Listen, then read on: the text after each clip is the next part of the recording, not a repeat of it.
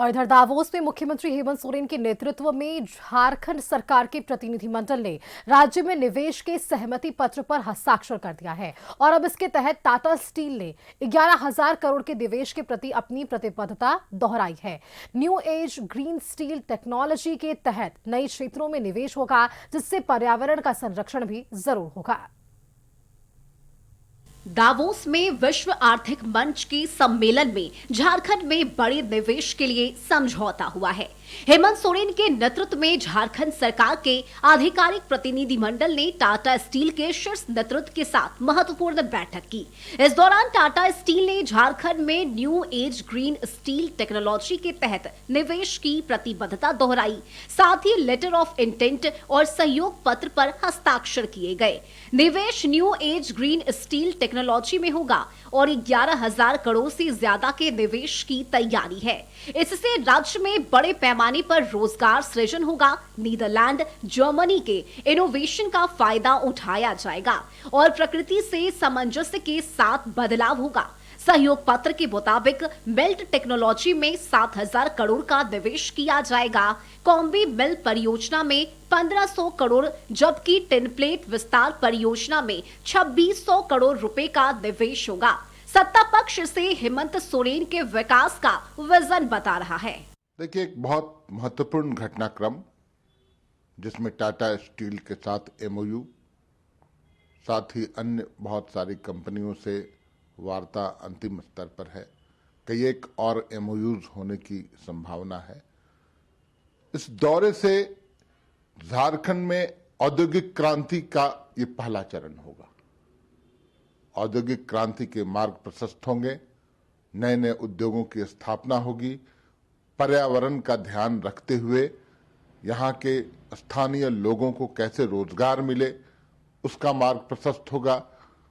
Green take energy और नई उन्नत तकनीक पर आधारित जो टाटा स्टील का नया प्लांट स्थापित होने का या उसके विस्तार की जो बातें आई हैं सामने, बहुत ही सुखद एहसास है।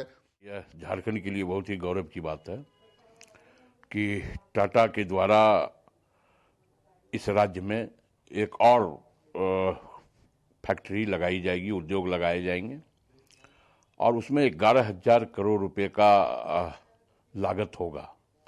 स्वाभाविक तौर पे जब कंपनी फैक्ट्री यहाँ लगेगी तो यहाँ के लोगों को, यहाँ के स्थानीय युवाओं को उसमें रोजगार मिलेगा और हमारी सरकार की यही प्रतिबद्धता है, महागठबंधन सरकार की, कि हमने पहले ही यह तय कर दिया है कि निजी क्षेत्रों में 75% का आरक्षण है।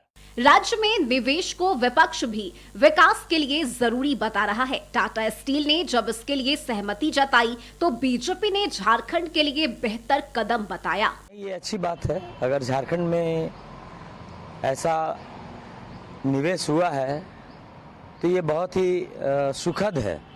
परंतु निवेश किसने किया है? टाटा ने किया है। इसके लिए दावोस जाना और आना का कोई अर्थ नहीं था। टाटा तो पहले से ही झारखंड के लिए कई कार्य कर चुके हैं। कैंसर का हॉस्पिटल खोलने से लेकर टाटा स्टील प्लांट से लेकर कई कार्य किए हैं।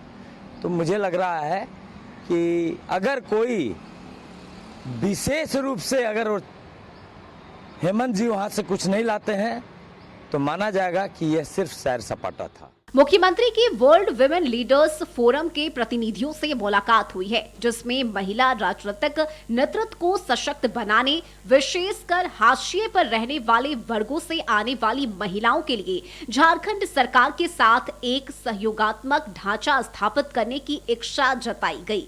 इस दौरान भारत चैप्टर की स्थापना और सभी राजनीतिक दलों की महिला प्रतिनिधियों के लिए एक साझा और गैर दलीय मंच के गठन का प्रस्ताव भी रखा गया, जिसमें संवाद, क्षमता निर्माण और सहयोग को बढ़ावा दिया जाएगा। कशिश न्यूज के लिए रांची से कैमरामैन लाल बाबू के साथ संतोष कुमार की रिपोर्ट।